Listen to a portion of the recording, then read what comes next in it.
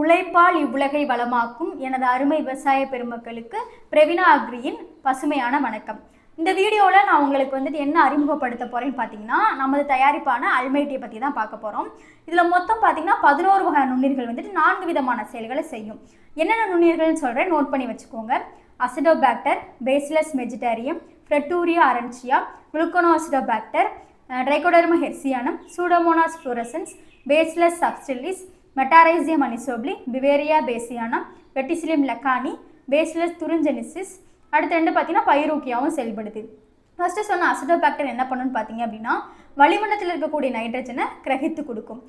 பொதுவாக தலைச்சத்து எதுக்காக தேவைப்படும் பார்த்தீங்கன்னா, நல்லா உங்களுக்கு இலைகள் தள்ளுறதுக்கு, நல்லா உங்களுக்கு அரும்பு கட்டுறதுக்கு பயன்படும். அடுத்து பார்த்தீங்க அப்படின்னா பேசிலஸ் மெஜிடேரியம், இது என்ன பண்ணுன்னு பார்த்தீங்கன்னா, தாவரங்களுக்கு பாஸ்பரஸ் சத்தை எடுத்து கொடுக்கும். பாஸ்பரஸ் சத்து இருந்தால் தான் உங்களுக்கு செடிகளில் நல்லா உங்களுக்கு மொட்டு வைக்கும், மகசூலுமே அதிகரிக்கும். அடுத்து ஃப்ரெட்டூரியா அரன்சியா என்ன பண்ணுன்னு பார்த்தீங்கன்னா, பொட்டாஸ் சத்தை தாவரங்களுக்கு எடுத்து கொடுக்கும். ட்ரைகோடர்மா ஹெர்சியானம் என்ன பண்ணும் பார்த்தீங்க அப்படின்னா, செடிகளில் வரக்கூடிய வாடல் நோய், அனைத்து விதமான வாடல் நோய்களையுமே கட்டுப்படுத்தும். பேசிலஸ் சப்ஸ்டிலிஸ் இது என்ன பண்ணும் பார்த்தீங்கன்னா, செடிகளில் வரக்கூடிய அடிச்சாம்பல் மேல்சாம்பல் நோய்களை கட்டுப்படுத்தும். அடுத்து சூடோமோனாஸ் ஃப்ளோரசன்ஸ் இது என்ன பண்ணும் பார்த்தீங்க அப்படின்னா, நெல்லில் வரக்கூடிய குலை நோய், பாக்டீரியா இலைக்கர்கள் நோயை கட்டுப்படுத்தும்.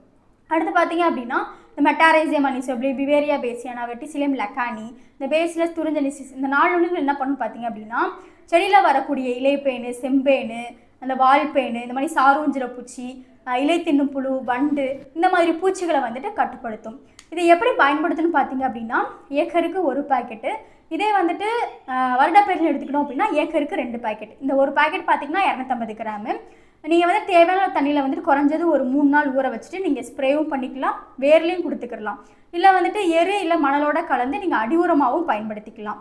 எனவே அனைத்து விவசாயிகளும் இந்த அல்மைட்டியை பயன்படுத்தி அதிக மகசூலை பெறுமாறு தாழ்மையுடன் கேட்டுக்கொள்கிறேன். நன்றி.